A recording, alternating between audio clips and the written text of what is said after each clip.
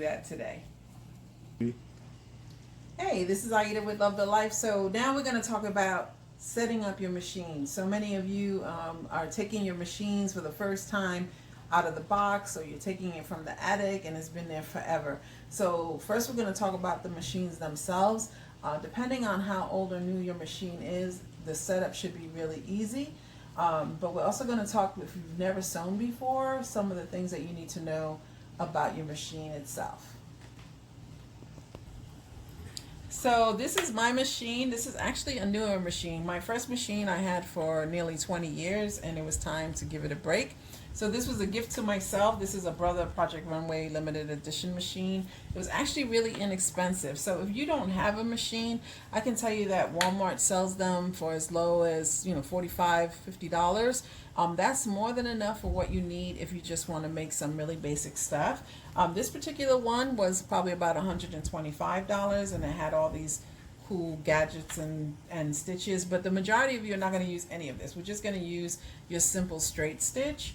Some of the components of the machine that you need to know, and we're going to talk about that right now. So this is your presser foot. This particular machine has two different components. It has the presser foot that goes in here, back here, and gets plugged in, and then also this is the power cord. So some machines, they're both connected together, but this one is two different parts that get plugged in. So this is where the presser foot gets plugged in, and this is where the power cord gets plugged in. Okay.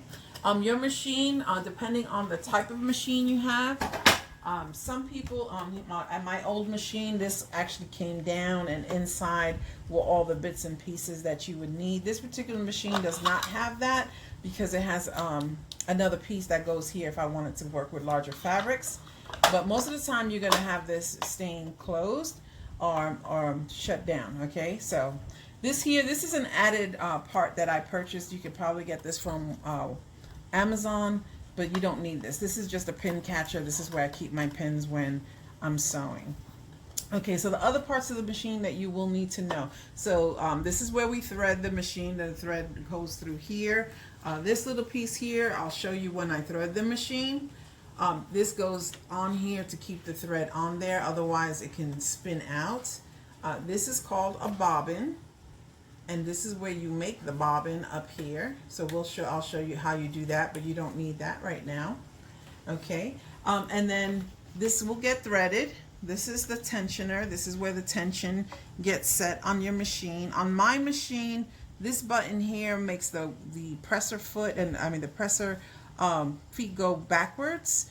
On some machines it's on the side. So this little wheel here, you'll see, makes the machine go up and down, and I'm gonna turn it on so you can see. It makes it go up and down. Okay. These down here, this is the presser foot, and these are the little feet that move the fabric. So you'll see when we put fabric through here, it pushes the fabric through. And down here is where the bobbin goes. So remember I showed you the bobbin? My machine pops up.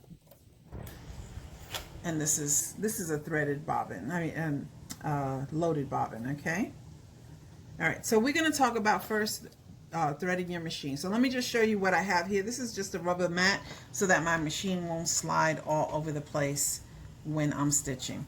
Most of the time when I've taught people before how to sew, these are some of the common things that people make the mistake on, and I'm going to show you some of the troubleshooting that you can do. First of all, let's thread your machine. So threading your machine, I happen to like this thread. You can use any thread. The only thing I will tell you is that if you have thread that's been in your attic for years, you haven't never used your machine, what you might find is that while you're sewing, it keeps popping, and that's because thread and fabric does get what's called dry rot. If you see that's happening, it's just time to buy new thread. This particular thread is my favorite. It's called Gutermann thread, but you can use any thread. I just don't recommend using cheap thread, so that tends to pop more often than these threads. Okay, so setting up your machine. If it's a newer machine, this should be straightforward. You're just going to put it on here. Some of yours may be standing up or facing down. You're going to just put that on there. You see that this will help the thread go around. Okay, most machines, there's a little diagram on the machine to show you, but I'm going to show you how easy it is to thread this machine, okay?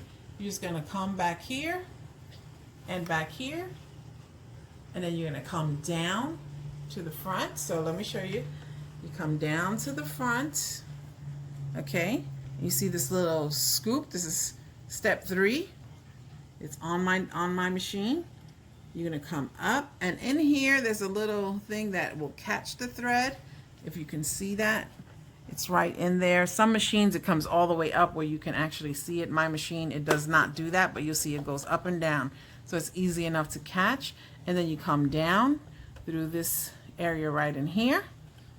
And then if you go down in here, right down here, there's another one that needs to be, and it goes through.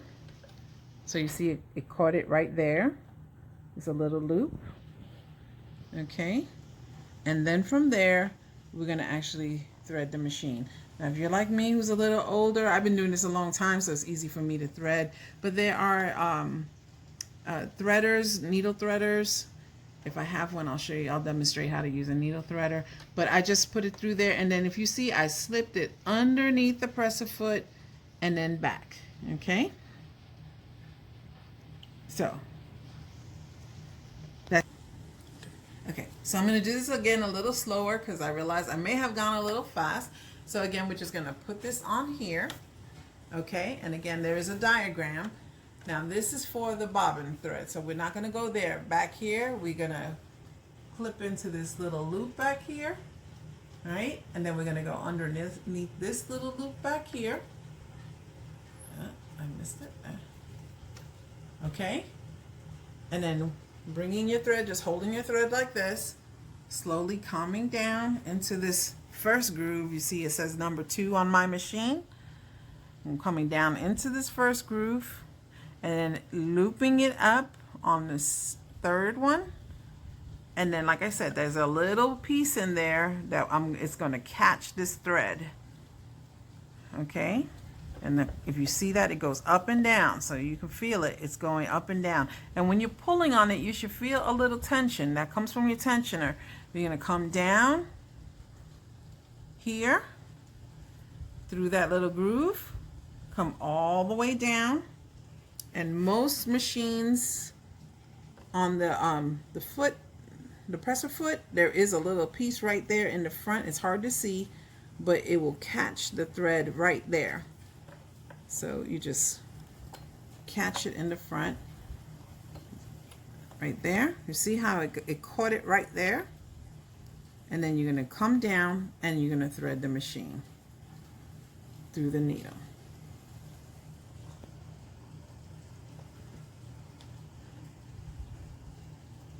Okay.